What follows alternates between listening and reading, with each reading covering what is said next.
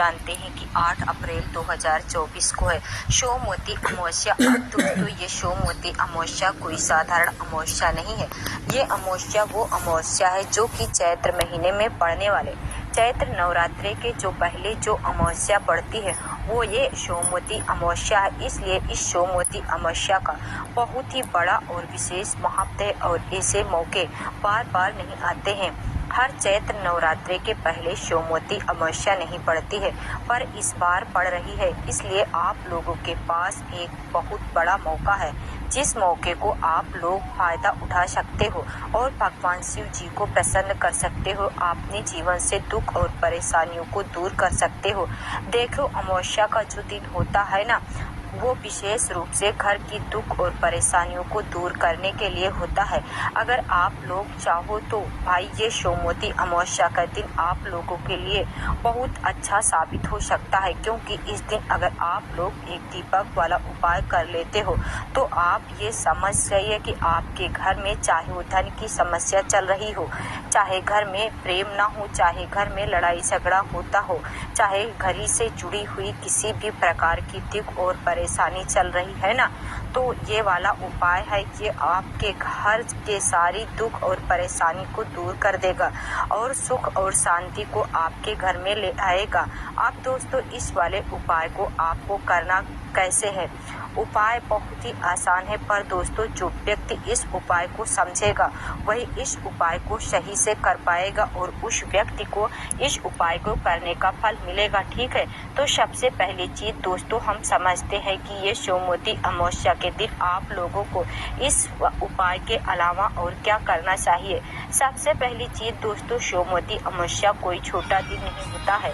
सोमवार के दिन पड़ने वाली अमावस्या को हम सोमवती अमावस्या कहते हैं और ये हर महीने नहीं पड़ती, बहुत महीनों के बाद एक अमावस्या आती है, वो भी सोमवती अमावस्या। ठीक है, तो इस दिन दान पुण्य करने का विशेष महत्व होता है। पीपल की परिक्रमा करने का विशेष महत्व होता है। इस दिन तुलसी माता की परिक्रमा करने का विशेष महत्व होता है। ये तो आप अपने हिसाब से पूजन अर्चना कर सकते हो, पर जो विशेष उपाय है घर की दुख और समस्या को दूर करने वाला, वो एक दीपक वाला उपाय है। जो उपाय को करने से हमारे घर में अगर हमारे ऊपर पितृ दोष भी लगा हुआ है या किसी भी प्रकार का जो ऐसा दोष है जिसकी वजह से आपके घर में दुख और परेशानी आ रही है, वैसे दोस्तों ज़्यादातर दुख और परेशानी आती है हमारे पितरों की वजह से आती हैं, क्योंकि हम पितरों को खुश नहीं रखते हैं। जब हमारे पितर हमसे खुश नहीं रहते हैं, जो पूर्वज हमारे होते हैं वो हमसे खुश नहीं रहते हैं, तो हमारे घर में अपने आप जो है दुख और परेशानी आना चालू हो जाती है। तो सोमवती अमावस्या का ही वह दिन होता है जिस दिन आप अपने पितरों को प्रसन्न कर सकते हैं और अपने घर की सारी दुख और परेशानी को दूर कर सकते हैं। तो आइए दोस्तों अब हम समझते हैं कि इस एक दीपक वाले उपाय को आपको कैसे करना है। सोमवती अमावस्या के दिन किस समय करना है और किसको करना है, घर के कितने सदस्यों को करना है। तो सबसे पहली चीज दोस्तों, ये जो एक दीपक वाला उपाय है ये सोमवती अमावस्या के दिन, मतलब कि इस बार जो 8 अप्रैल 2024 सोमवार के दिन पड़ रही है अमावस्या, तो इस दिन आप लोगों को इस उपाय को किस समय करना है। सबसे पहले समय सुन लो कि समय बहुत ही ज़्यादा बड़ा और विशेष महत्वपूर्ण है।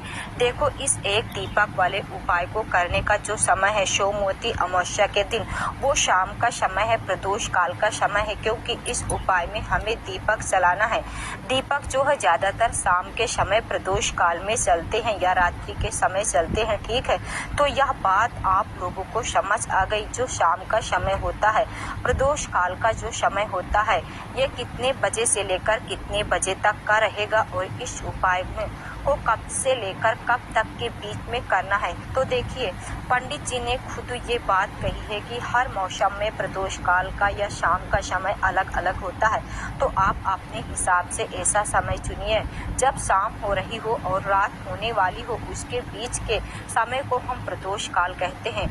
अनुमान से कहें तो भाई शाम के 6 बजे से लेकर 7 बजे के बीच का जो समय होता है इसे आप प्रदोष काल कह सकते हो। और अगर थोड़ा बहुत लेट हो जाते हो, आप किसी काम पर गए हुए हो, ड्यूटी से लौटे हो या किसी तरह से आप लोग लेट हो गए हो, तो 7 या रात 8 बजे तक भी, 7:30 या रात्रि 8 बजे तक भी उपाय को करोगे, है ना, तो उपाय का आपको फल मिलेगा। पर दोस्तों उपाय का सही जगह पर जाकर करना है, ठीक है। उससे पहले आप लोग ये जानो इस उपाय को करना किसको है। देखो, ये घर के सभी सदस्यों को करने की बिल्कुल भी ज़रूरत नहीं है। घर का कोई एक बड़ा मुख्य सदस्य इस वाले उपाय को कर सकता है। विशेष रूप से घर की जो बड़ी माताएं बहनें होती हैं, उन माताओं बहनों में से कोई भी एक माता बहन इस वाले उपाय को करे, जिससे कि आपके पूरे घर परिवार को इस उपाय का फल मिलेगा, ठीक है। घर के सभी सदस्यों को इस उपाय को करने की ज़रूरत नहीं है। घर की जो बड़ी माताएं बहनें हैं, उनमें से कोई भी एक माता बहन अपने पूरे घर परिवार के लिए इस वाले उपाय को करे। अगर किसी कारणवश घर में माताएं बहनें उपस्थित नहीं है या किसी कारणवश वो ये वाला उपाय ना कर पा रही हो, तो उसकी जगह पर फिर घर का कोई बड़ा व्यक्ति भी, चाहे वो पुरुष ही क्यों ना हो, वह भी इस उपाय को कर सकता है। कोई दिक्कत वाली बात नहीं है। अब दोस्तों आप लोगों को समय भी पता चल गया है और ये भी पता चल गया है कि इस वाले उपाय को करना किसको है। अब हम ये जानते हैं कि इस वाले उपाय को करने की विधि क्या है, क्योंकि विधि सबसे ज़्यादा जरूरी है उपाय को करने के लिए, है ना। तो यहाँ से आप लोग बहुत ध्यान से सुनिएगा। देखिए, एक दीपक वाला उपाय नाम से ही समझ आता है कि इसमें एक दीपक की तो ज़रूरत आवश्यकता पड़ेगी। पर दोस्तों यहाँ पर जो एक दीपक बनेगा, ये किस चीज़ का बनेगा, मिट्टी का बनेगा या आटे का बनेगा। तो देखिए, यहाँ पर हम आपको बहुत आसान शब्दों में बताते हैं। देखिए, अमावस्या का दिन रोज रोज नहीं आता है। सोमवती अमावस्या का दिन ही महीनों बाद आता है। इसलिए इस उपाय में अगर आप लोग एक मिट्टी का दीपक प्रयोग में लेंगे तो वो ज़्यादा बेहतर होगा। पहली कोशिश आपकी यही होनी चाहिए कि आपके पास एक नया मिट्टी का दीपक हो, उसके अंदर आप लोग ये वाला उपाय करो। नहीं है नया मिट्टी का दीपक, तो जो पुराना दीपक रखा हुआ है तो उसको धोकर, मतलब उसको साफ करके आप लोग जो है इस वाले उपाय में प्रयोग कर सकते हो। अगर वो भी नहीं है तो फिर भाई आपके पास एक आखिरी ऑप्शन बचता है, जो कि है यहाँ पर आटे के दीपक का। तो भाई आपने ही घर में थोड़ा सा आटा लेकर उसे गूंथकर आटे का दीपक बना लेना, ठीक है।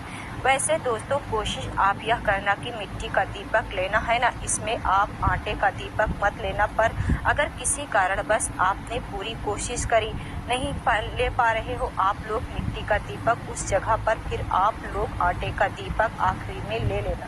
किसी भी तरह का मिट्टी का दीपक ना मिल पाए तो फिर आटे का दीपक आप लोग इस उपाय में प्रयोग करना, ठीक है।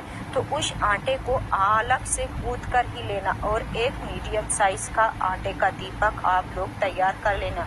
अब ये दीपक तो आप लोग तैयार कर लिए, इसके बाद में इसके अंदर बत्ती कौन सी रखेगी, ये बहुत ज़्यादा ज़रूरी बात है।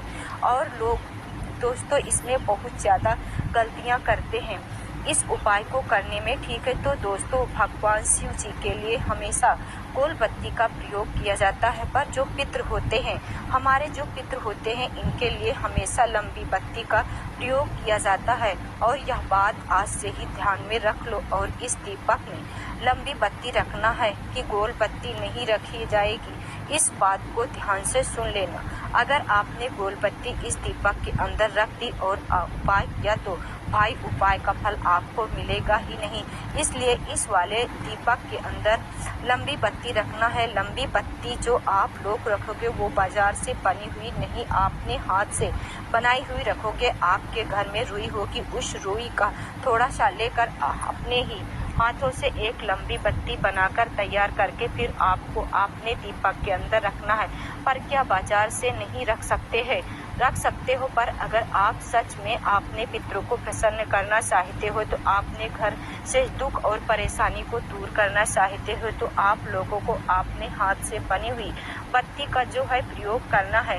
अब इसके अंदर क्या चीज़ डालोगे, देखो हम आपसे अभी भी कह रहे हैं, ये जो दिन है सोमवती अमावस्या का, ये बार बार नहीं आता है। इसके अंदर आप लोग सिर्फ एक ही चीज़ डालोगे वो घी होगा शुद्ध देसी गाय का घी। हम आपको हर वीडियो में बताते हैं कि शुद्ध देसी गाय का घी आप लोग अपने घर में थोड़ा सा ज़रूर रखा करो। यह हमेशा आपके कार्यों में प्रयोग में आता है और इसको घर में रखने से घर में सुख संपदा और धन समृद्धि भी बनी रहती है।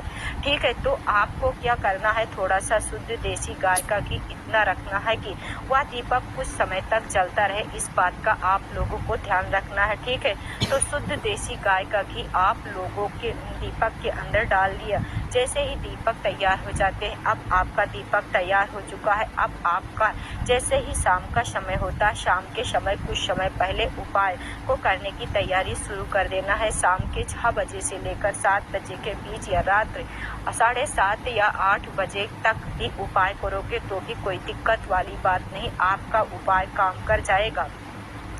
देखो दोस्तों, सबसे पहले हम वो चीज़ बताएंगे जहाँ पर आप लोगों को पहले जाना चाहिए। ठीक है, अगर वो जगह नहीं है फिर दूसरी जगह बताएंगे, फिर तीसरी जगह बताएंगे। ठीक है, तो सबसे पहली चीज़, अगर आपके घर के पास कोई भी नदी है, पवित्र नदी है, तो भाई आप लोगों को सबसे पहले वहीं पर जाना है।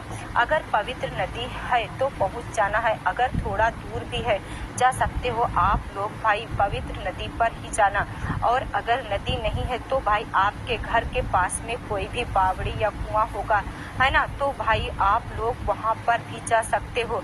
अगर कुआं नहीं भी है तो कोई भी सरोवर या तालाब हो आपके घर के पास में तो वहां पर भी जा सकते हो। हमने आपको 3 ऑप्शन दिए हैं, किसी भी एक ऑप्शन को आप लोगों को चुनना है। किसी भी एक जगह पर ही ये वाला उपाय करना है। ठीक है, तो आपको क्या करना है, आपके घर के आसपास में जो भी चीज़ हो, नदी, बावड़ी या तालाब जो भी हो, किसी एक जगह पर आप लोगों को जाना है। विशेष रूप से पवित्र नदी के पास जाना है और वहाँ पर जाकर क्या करना है, बैठना है। बैठने के बाद ध्यान रखना, इस दीपक को हम जो है जल के अंदर प्रवाहित नहीं करते हैं। इस दीपक को वहीं पर घाट पर रखना है। चाहे पवित्र नदी के पास में गए हो वहाँ पर भी एक घाट बना हुआ होगा। ठीक है, कुआं पर भी गए होगे तो वहाँ पर भी एक अच्छी सी जगह होगी। तालाब या सरोवर गए हो तो भाई वहाँ पर भी एक अच्छी सी जगह बनी हुई होगी जहाँ पर आप इस दीपक को रख सकते हो। कोई अच्छी सी जगह देखकर या घाट देखकर बैठ जाना और अपना वह दीपक निकाल लेना। दीपक निकालने के बाद जो है अपनी पूजन वाली थाली के अंदर पहले ही इस दीपक को आप लोग जला लेना। ठीक है, दीपक जैसे ही आप लोग जला लेते हो, दीपक जलाने के बाद आप सबसे पहले आप जहाँ पर भी बैठे हो पवित्र नदी के पास में या कुआं या बावड़ी के पास में या तालाब सरोवर के पास में आप दक्षिण दिशा देख लेना। दक्षिण दिशा विशेष रूप से ध्यान रखना, क्योंकि इस दीपक को हमें दक्षिण दिशा में बाती का मुख करके ही रखना। अपने हाथ में साथ में मोबाइल लेकर जाना। मोबाइल में चेक करना कि दक्षिण दिशा किस तरफ है या पहले से पता करके जाना। किसी से पूछ लेना कि दक्षिण दिशा किस तरफ है, तो उसी दक्षिण दिशा को देखकर आपने जिस तरफ इस दीपक की बत्ती को जलाया हुआ है, क्योंकि बत्ती एक तरफ से जल रही होगी तो भाई उस बत्ती का जो मुख है वो आपको दक्षिण दिशा की तरफ मुँह करके भगवान शिव जी का नाम लेते हुए, अपने पितरों का नाम लेते हुए, स्मरण करते हुए इस दीपक को आप लोगों को दक्षिण बाती का मुख करके रख देना है। ठीक है, अब चाहे आप इस दीपक को पवित्र नदी के घाट पर रख रहे हो, चाहे आप बावड़ी या तालाब के पास रख रहे हो, सरोवर के पास में रख रहे हो, आपको बाती का मुख दक्षिण दिशा की तरफ करके रखना है।